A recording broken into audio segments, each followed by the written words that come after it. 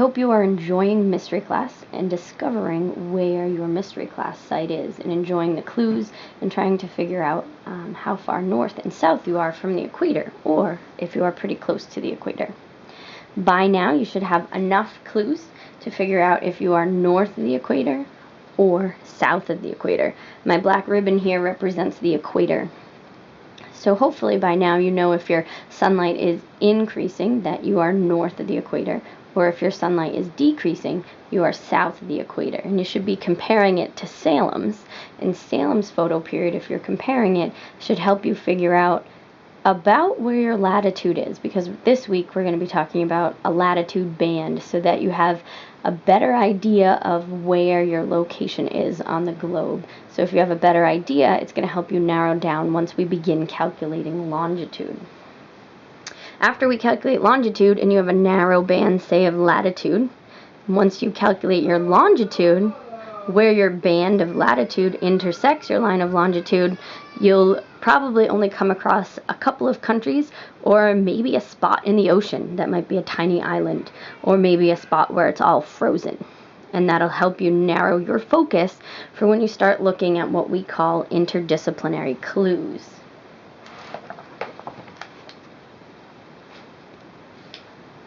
Now I have some clues from a couple years ago that we're going to look at to show you how you chunk some clues, okay? Because in your journal, you'll notice that you will be getting 4 clues, okay? The first clue will lead you to a specific continent on the globe, and then the second clue will help you find the country of your mystery class location. The third clue usually help you find a region of that country. Some of those regions can be called states or provinces or departamentos, depending on where they are located in the world, and then the language that is spoken in that region. So you're going to have to chunk out your clue into small little chunks, because you have to use those chunks and defend those chunks with the research you've done. So if we look at a clue from several years ago, we have their first clue that was given to them says the equator divides our continent, but the great majority of the continent's area is on one side of the equator. So if we look at this, then we have to sort of chunk out our clue. So we can come up with chunks that the equator divides our continent, okay, would be one chunk, okay, because we know we have to do research on that, and we have to find all the continents that the equator divides. But then it says the great majority of our continent's area is on one side of the equator. So this would be, there'd be 2 chunks to this clue. So then you would come over to your journal after you work with your clue. You'll be cutting your clue out and pasting it at the top, and then you'll sort of write your clue chunk. So I might write equator divides continent. Okay? And then what I might have to do is then look at an atlas to figure out, or to look up a picture of the world map to figure out what continents are divided by the equator. If I put my black ribbon again over the equator, I can easily see that there are sort of 2 continents that are divided by the equator, okay? I see right away that South America is divided by the equator, and Africa is divided by the equator.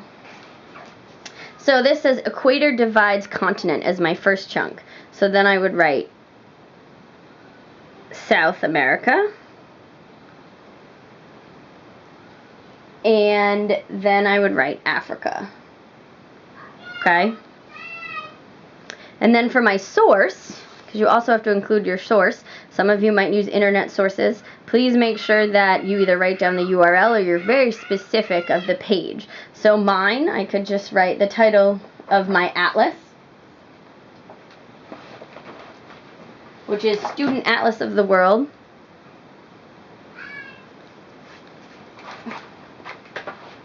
Oops. atlas. And then that's where I got my information from. Now we have one more chunk. It says the great majority of the continent's area is on one side of the equator. So, continent's largest area on one side. So then if I bring out my atlas again, I notice I put my black ribbon back over the equator. It helps me as a visual. So I'm going to notice that I still have two continents. I have South America, because the greatest amount of area in South America is below the equator. And then I have Africa, and the greatest amount of area is north of the equator. However, at this point, you should know that if your photo period is increasing or decreasing. This site's photo period was increasing. So that might also give you a better hint of which one to look for. But at the same time, for this clue, it doesn't really, because it doesn't say anything about photo period in our clue. So we would still have to write South America and Africa. Okay? Because even though they're on two separate sides, it's just saying a great majority of the continent's area is on one side. It's not saying that their photo period is increasing or decreasing yet. So far you have it narrowed down to two continents. You could also reference, at this point you should reference your longitude, okay? If your longitude line runs through one of these countries, South America or Africa, then that would be your better choice, okay? So you want to make sure that you are always referencing your photo period, whether it's increasing or decreasing, because that'll tell you if you're north or south of the equator, and then your longitude line. If none of these continents, your longitude line doesn't run through either of these continents, then you need to either A, double check your longitude clue and make sure it is right, so you may want to double check with Miss Kish, or you need to go back and see if you've reread the clue wrong, see if your sources are wrong, or if you're misunderstanding something. Maybe you made incorrect calculations in photo period, so your line is going the wrong way. So you always want to make sure that you're double checking yourself. So that's an easy clue for the first week. Is usually a continent clue. They're usually not very long. They're usually about a sentence. Some clues will get longer and longer. Like this clue has a nice picture with it. It's showing you sort of even where the equator separates both South America and Africa. So it kind of gave you a hint, so you don't even have to actually look at an atlas. You can go to their website, zoom in on the photo they give you, and that might give you some information as well. The clues can get longer. If we look at some clues from several years ago, you'll notice that this clue, if we look at April 3rd for Site 8 several years ago, 2015, you'll notice that this one is almost a paragraph long. It's a couple of sentences with a lot of clue chunks. So as we go through the weeks, you might end up with all your spaces filled in with different chunks. If you run out of room for clue chunks, then you can put it on a separate piece of paper and insert it into this part of your journal, and then you can write at the bottom of your chart, see additional paper for more clue chunks, okay? If we look at some of these chunks, they're going to get more and more specific. Again, if we look at this one, it's the third clue that this site received. So that would put it at, we have continent, country. This would put it at, again, a state or a province or a departamento or a region of that country. And the clue says, if an apple a day keeps the doctor away, then our province is a good place to be, since one of the things it's known for is the large amount of apples grown here.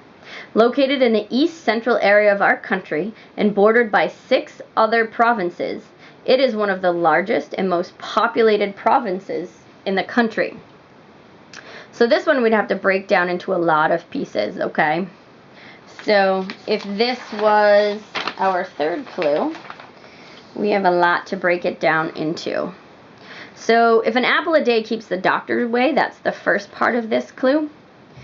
It's sort of a saying. There's not really much to write down, but it gives us a hint that there are provinces in this country. And so the first chunk would be, so again, this clue chunk is known for this large amount of apples, okay? So that might be the first clue chunk that we write down. So, large amount of apples, okay? And I know it's province, okay, so we're going to look for province. It also tells you in your journal to sort of write that down. What geographic term is used in this clue? Is it a province? Is it a departamento? Is it a region? Is it a state? Many clues use, or many countries use different words or geographic terms to describe their sections of their country. So then we're located in the East Central area. Okay, so by now you should already know your country from the previous week. So you would write located in the East Central. Okay, and here you would list all the provinces in the East Central area of your country. Okay, large amount of apples, you might not know right away. That might actually take you some further digging as you sort of dissect this clue further. So it might be easier to start with sort of the second set of information they gave you.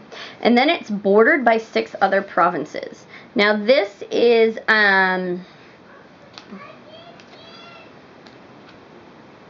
the tricky part, because a lot of students, when they go to either finish their journal and make their poster, don't include the 6 provinces. You need to list them. Province 1, Province 2, Province 3, Province 4, Province 5, and Province 6. If you look up these countries, and you look up just a map of those countries, it'll give you the provinces, so then you can look at the entire country and be like, well, this one province has 6 other provinces that border it. That means that makes sense that it's in a central location because there's a lot of other provinces around it. Think of the United States. If we talk about states in the central part of the United States, some of them are probably bordered by 6 to even 7 states. So again, this is a country that has probably quite a few provinces, okay? And the province you're looking for is bordered by 6 of them. So you need to make sure that in this part of your journal, the last page of this journal is going to ask you some specific questions. And then on your poster, you list those 6 provinces, okay? And then, let's see, is bordered by 6 provinces, and it is one of the largest and most populated provinces in the country. Now, it says it's one of the largest. That means that it's not the largest, but it's one of the largest. So, largest and most populated. So, for that, you would write, what is the area of that province? Sometimes it might give it to you in square kilometers. If it's a European country, which I remember that this one is, it's probably square kilometers. And then you want to give the population of that province. So these are a lot of things to look up, okay? And then once you've sort of done this part, found the East Central province and written it down, found the province that's bordered by 6 other provinces, and found that it's the largest or one of the largest and most populated and have that information, then you can go and double check to make sure that your location has a huge amount of apples that are grown there. So you would want to look for different apple orchards, see how many there are. It might be one thing that they boast or brag about for their part of this country. Okay? So that's how you chunk out a clue. We've chunked out a couple of clues, and we're going to continue to chunk out more clues, or your own clues, as the weeks go by. So this should give you a head start about what it's like to chunk out